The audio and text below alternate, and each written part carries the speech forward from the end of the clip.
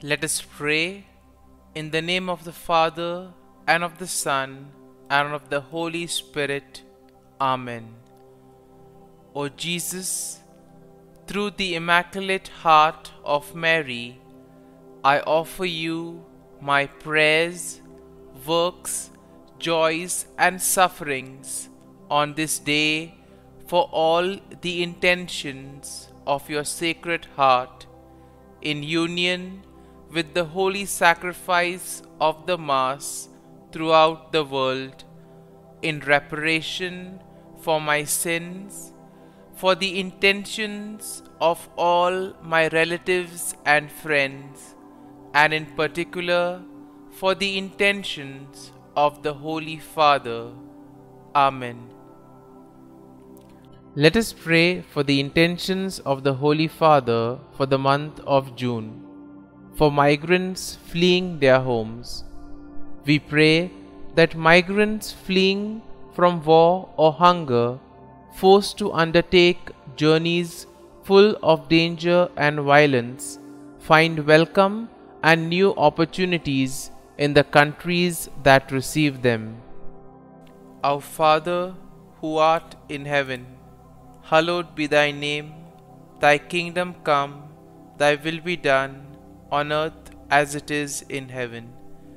Give us this day our daily bread, and forgive us our trespasses, as we forgive those who trespass against us. And lead us not into temptation, but deliver us from evil. Amen. Hail Mary, full of grace, the Lord is with you. Blessed are you amongst women, and blessed is the fruit of thy womb, Jesus. Holy Mary, Mother of God, pray for us sinners, now and at the hour of our death. Amen. Glory be to the Father, and to the Son, and to the Holy Spirit, as it was in the beginning, is now, and ever shall be, world without end. Amen. My dear friends, the Word of God welcomes us this morning.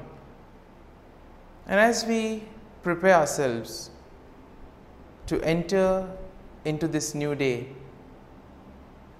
as we prepare ourselves to spend this time with God, let us close our eyes at this moment and let us praise the Lord.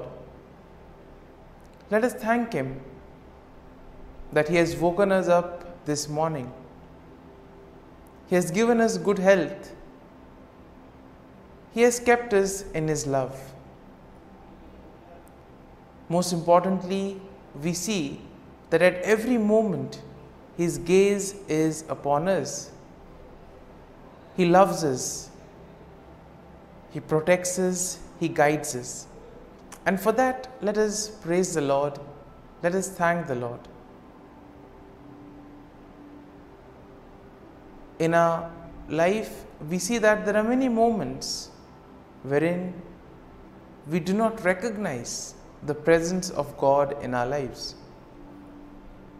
There are certain moments that we take for granted, and therefore it becomes difficult for us to recognize the graces and the blessings that we receive from the Lord. And therefore, as we begin today's morning offering, let us thank the Lord for all those blessings that He has given us. We begin by thanking God for the gift of life, for the various talents, for the various capabilities that He has given us. We also thank Him for the gift of our family members, friends, relatives, near and dear ones, and all those who play a very important role in our lives.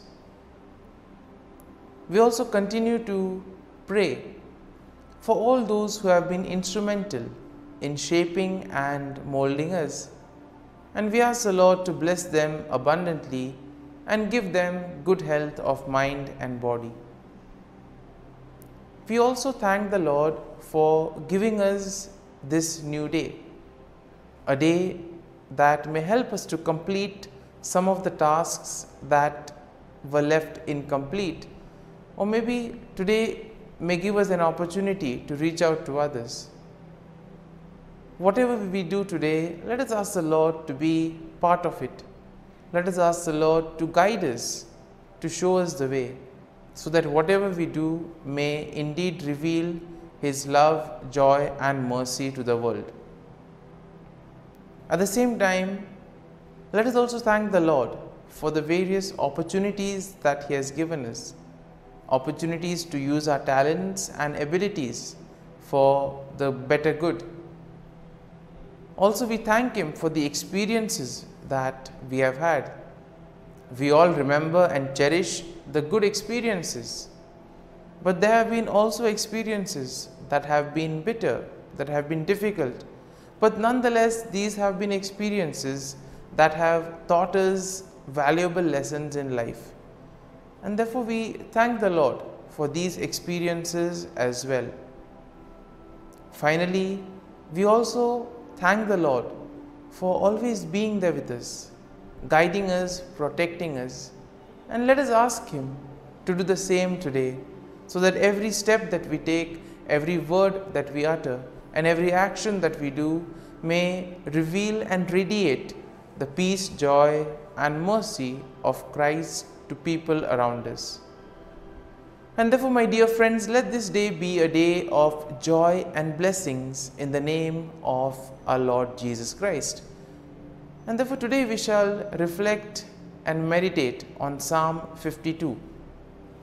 As usual, we shall have an overview of the psalm, and then we shall go into its details.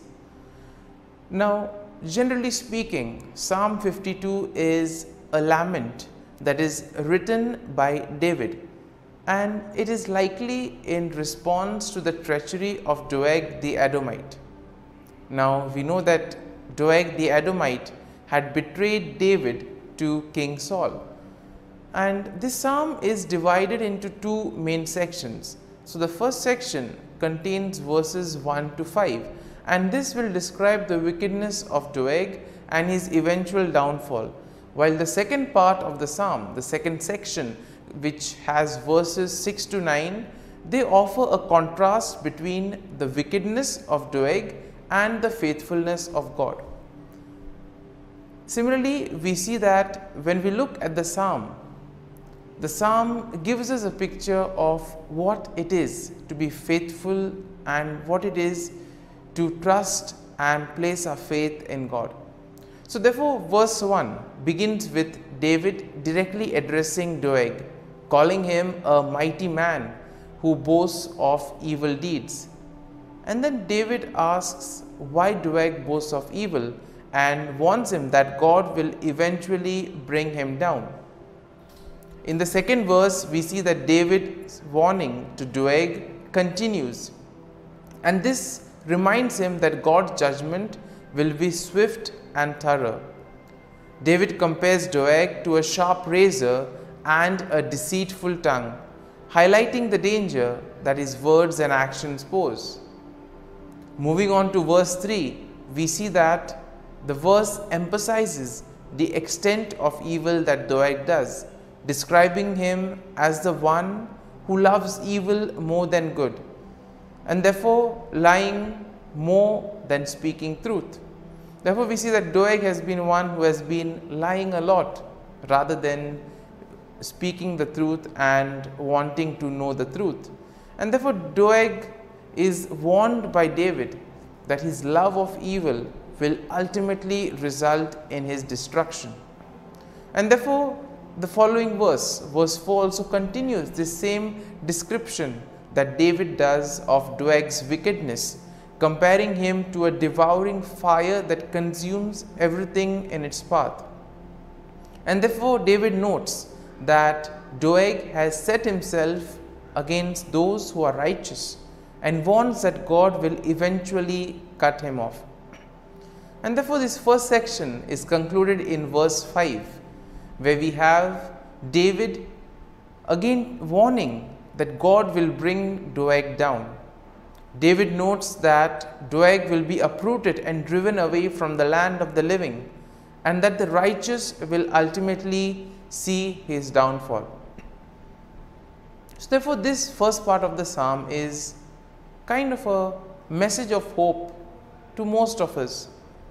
We live in a world where we see so much of evil, where we see so much of corruption. We see so many things being done in the wrong manner. And sometimes we may ask, how is this permitted? How does this happen? And here this first part of the psalm gives us hope, saying that eventually all those who do evil will have to face the consequences. They will be cut off from the Lord.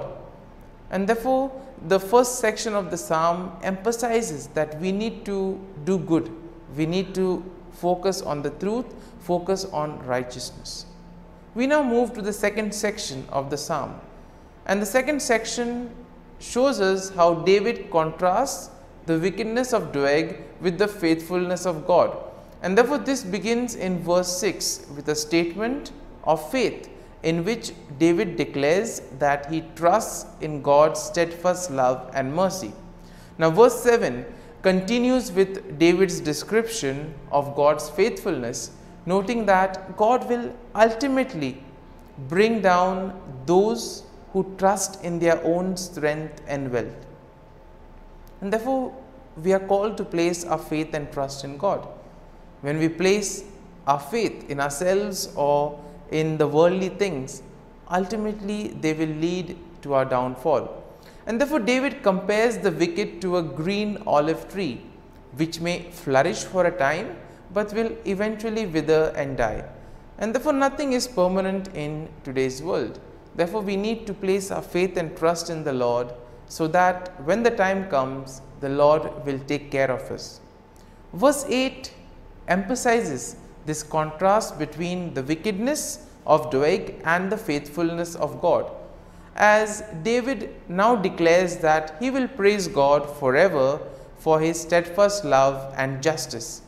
Now, David notes that he will wait for God to act, trusting that God will eventually bring down the evil and vindicate the righteous. And therefore, Psalm 9 will conclude this second section of the psalm. And the conclusion is nicely done with a statement of hope, as here David declares that he will continue to wait for God's salvation and that he will trust in God's name. David notes that God's name is a strong tower in which the righteous may take refuge, and that God will ultimately bring salvation to his people. And therefore, my dear friends, as we reflect on Psalm 52, there may be some kind of a thought or a statement that which eventually would have touched us. Therefore, let us remain with that thought, let us remain with that sentence or statement, and let us reflect on it and apply it to our lives so that it may take root in us. And therefore, as we do this, let us ask the Lord to bless us, to be with us, to guide us, so that whatever we do today, it may be for his greater glory, that we may be able to distinguish between what is good and what is evil, and that we may follow on the path of righteousness.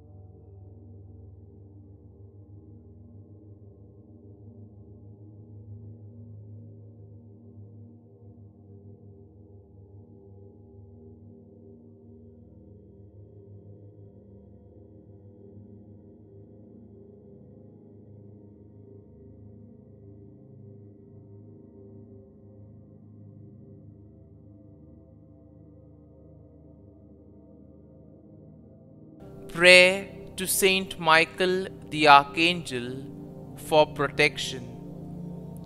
Saint Michael the Archangel, defend us in battle. Be our defense against the wickedness and snares of the devil. May God rebuke him, we humbly pray. And do thou, O Prince of the heavenly hosts, by the power of God, thrust into hell Satan and all the evil spirits who prowl about the world, seeking the ruin of souls. Amen. Act of Adoration. O Sacrament most holy, O Sacrament divine, all praise and all thanksgiving be every moment thine.